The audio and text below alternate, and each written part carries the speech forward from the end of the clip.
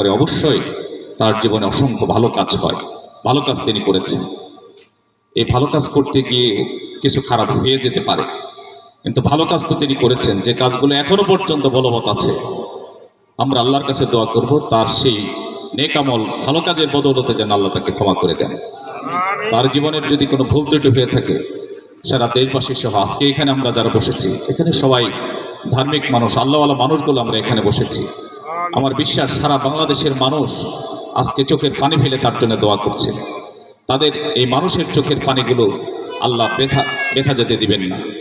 তাদের সেই দোয়াগুলো আল্লাহ নিষ্ফলভাবে তাদেরকে ফেলে দিবেন না। এই জন্য আল্লাহর কাছে আমরা দোয়া করব আমাদের সেই অভিভাবকের জন্য, আল্লাহ যেন তাকে জান্নাতের সর্বোচ্চ মাকাম জান্নাতুল ফেরদাউস দান করেন।